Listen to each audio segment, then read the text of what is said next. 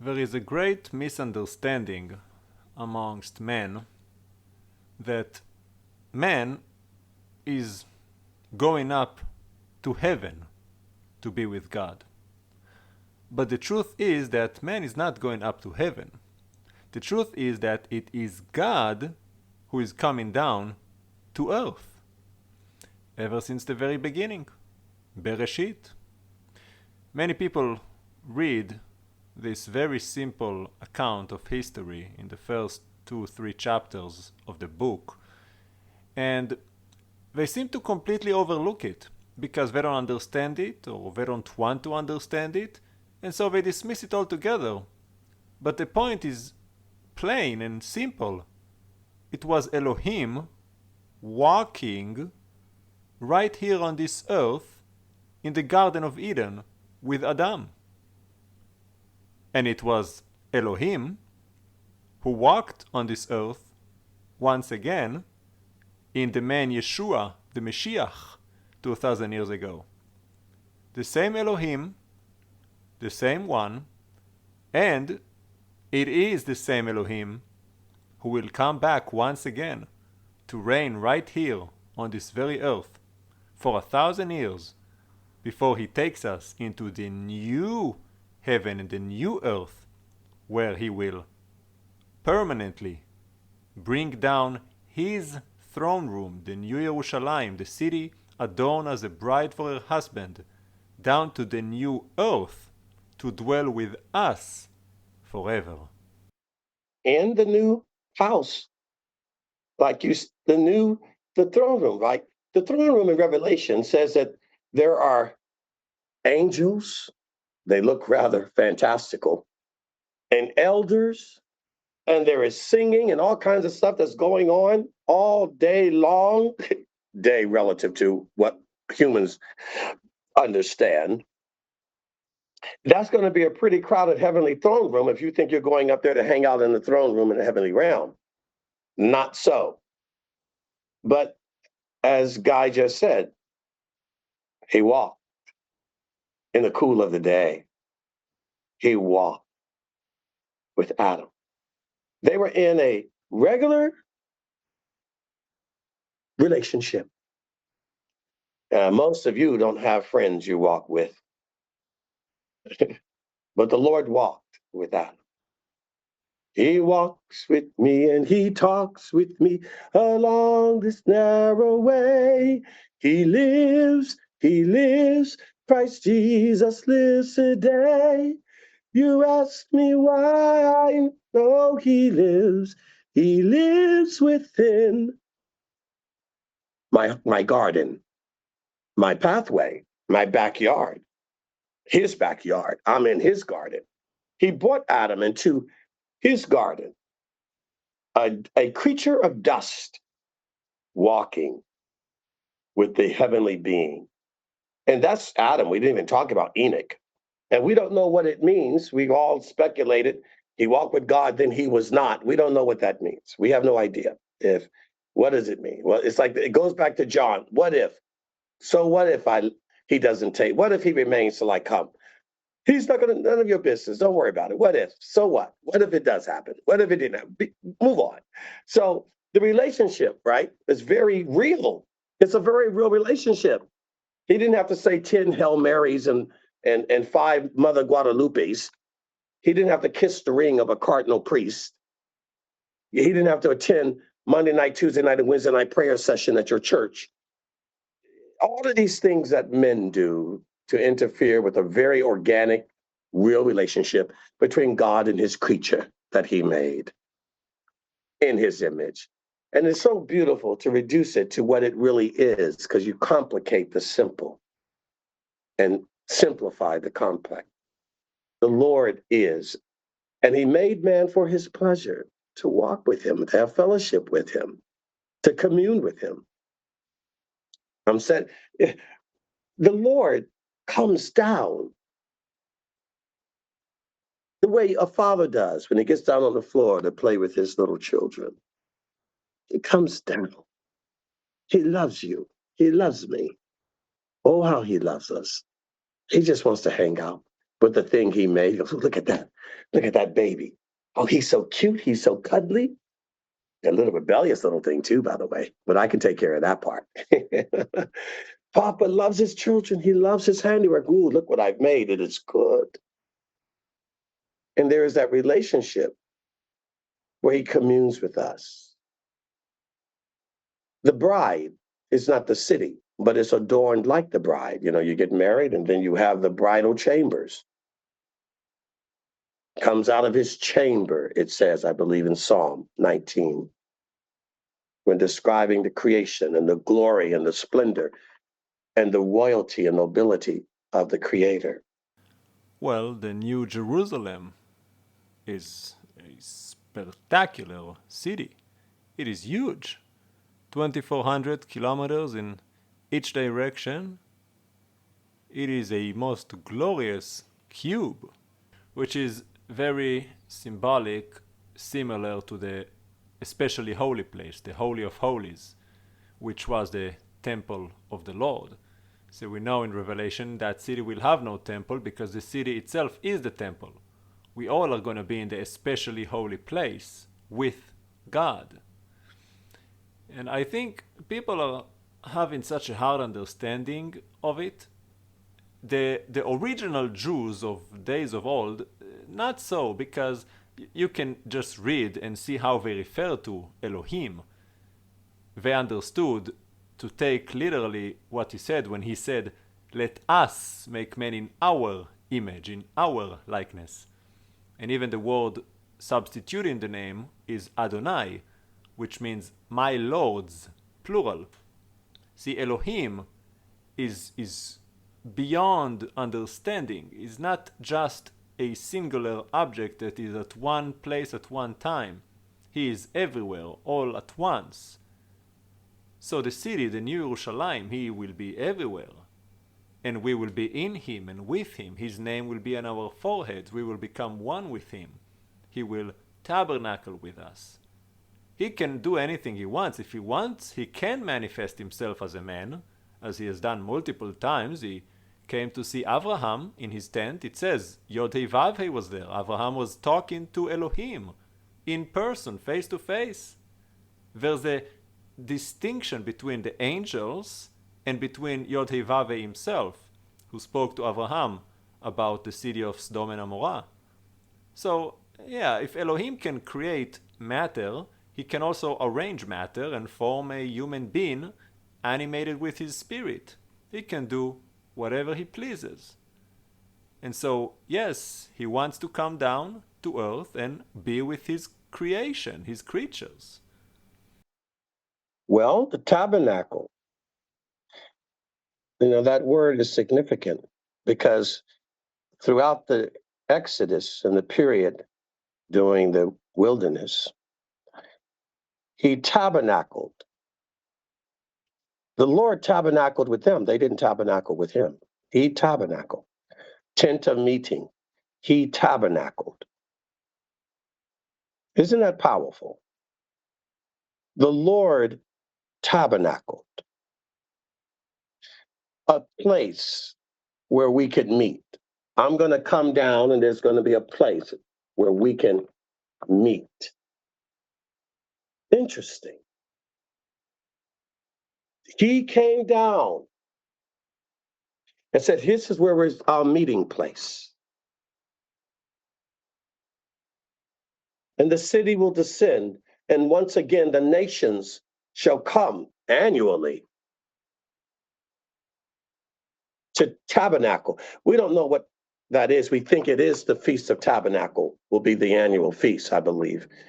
Guy, correct me on that. But I believe that's going to be the one time everybody comes again throughout the earth to tabernacle in this city temple. City temple, not temple in the city. And the beautiful thing about that is that's just the beginning. First, it's going to be 1,000 years of tabernacling. Then heaven and earth will pass away as we know, which simply means the renovation.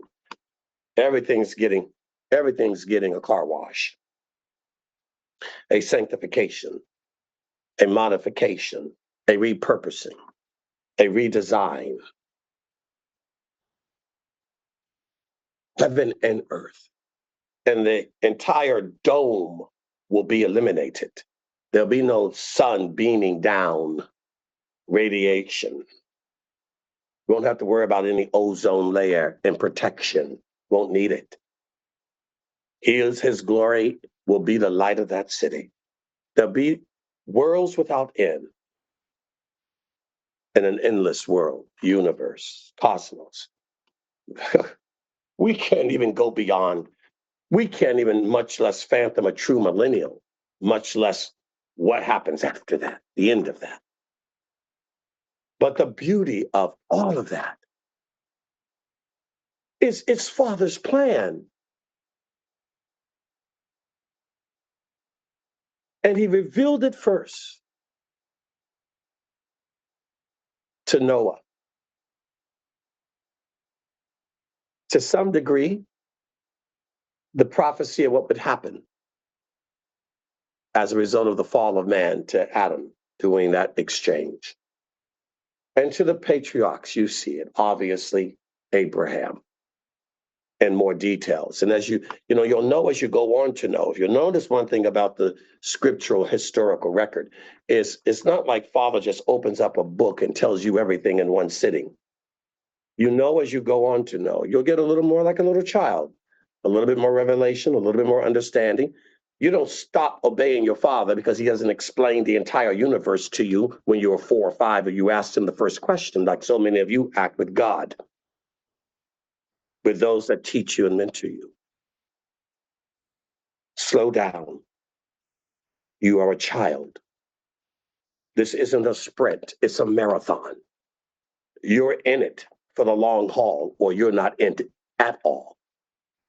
Take a deep breath, relax. He gave you a $5 allowance today. Don't worry. When you in your older age, you may get an inheritance that's worth $500,000. He's not going to give that to you now. Yes, you're going to have a family, but you're 6 years old. You're not getting married and having a family now. No marrying child brides at 9 years old, Muhammad. It's not the way Father works. Slow down. Enjoy the ride. Enjoy the time as a child. Enjoy crawling on all fours and playing in the dirt. Enjoy picking at a flower and picking up a snail. Enjoy tumbling down those stairs with that baby fat and you're giggling and laughing. Bones protected, bones that are pliable. You were designed to get through that. You're designed to handle that. Don't complain, don't whine. And if you do, don't worry, I'll pick you up and shake you a little bit, blowing that little owie you have on your knee. You're growing as a part of it. I'm tabernacling with you. Once we remove all of the religious phylacteries and constraints, all of the perfunctory of all of these accoutrements that we add constantly, just be natural. That's the true miracle in the modern day world. Just natural is a miracle. Guy and I often talks about what happened to the natural sins. My gosh, sins have become so much more complicated. Don't you miss just dealing with a normal sinner? Is everything so exaggerated? But you say I only have to deal with normal sin. Now it's like a Star Wars lobby. Things with 3 eyes, 4 eyes, 6 heads, no heads, part beast, part animal. What is going on? God's not tabernacling with anything like that. Nobody's coming to that wedding feast with the wrong garment on. You're going to get thrown out into outer darkness. But he's inviting you. He's come down to tabernacle. He's inviting you to walk with him. That's why we say, walk with me, Lord. Walk with me. Walk with me, Lord. But it's his choice to knock on your door to come and walk with you. Showing up in the tent, a meeting to have dinner with the priest. But he's not coming as a house guest. He's coming as the master creator. He's not a guest. He's your Lord. He's the owner. You might have paid for that house, but he gave you the materials. It's his. There's nothing that we have that isn't his. Should he have to ask to come inside your heart? He made the heart. Should he have to ask to transform your mind? He gave you the mind. Should he have to ask for the money that he's designed? You wouldn't have it without him. And yet you'll put the money before God, the wife before God, the child before God, the dog before God, material before God. You put everything before God, yet it's all God's already. And yet you think you've given God something, and you pat yourself on the back with everything that you do as if you've done anything. You've really have done nothing other than acknowledge it's all yours, Lord. What do I do with your time, your money? What do I do with my compassion? What do I do with correction? Correction, that's Father's correct. So tabernacling with God is very natural, it's very organic. We don't have to make it some deep religious discussion and try to mystify it. God's not a mystic.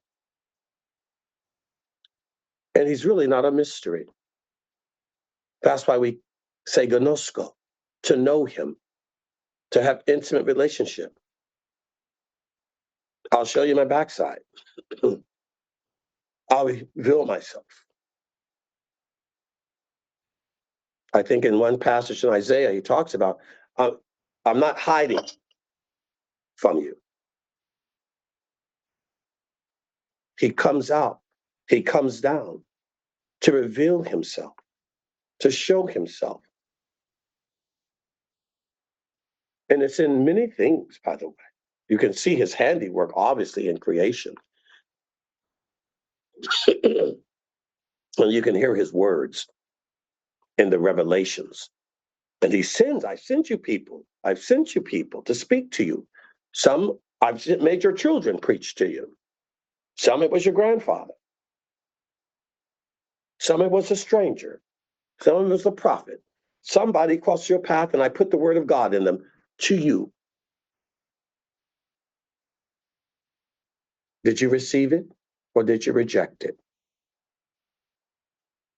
And in addition to that, I can also commune with you as well.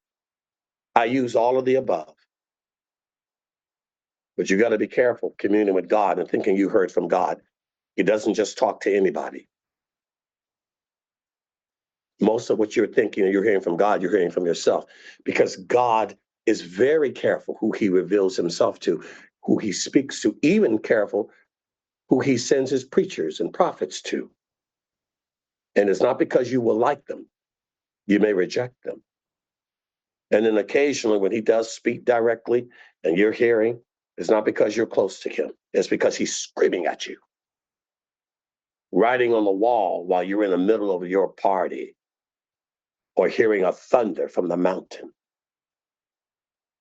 that puts the fear of God in you like a giant electric lightning bolt when a storm sails right over your house. It'll shake everything and shatter your glass. It'll put the fear of God from a cloud. You can get that kind of vibration and thunderous that permeates your fiber, that'll bring you to your knees. Can you imagine the voice of God? It's like the sound of many rushing waterfalls. It's a fearful thing. He has to control. The roar of his voice can break us down. He's a loving God. He is to be awed in fear and trembling. But you should know that it is not to hurt. It is to lift us, save us, redeem us, bring out the best in us, and prepare us for when we will become the best of us as he intended. He puts the final touches on us. None of us will achieve that par excellence because we don't have the ability to, nor are we in the state of mind, spiritually or physically. But we have to at least get to that place where he can put that clay on that wheel and finish spinning it, shaping it, forming it, and burning it in the oven until all the dross is out, until the gold doesn't look yellow, until it's so clean it looks white as snow. White as snow, white as snow, though my sins were scarlet, Lord I know, Lord I know, I'm clean and forgiven through the power of your blood, through the wonder of your love. Through faith in you I know that I can be white as snow.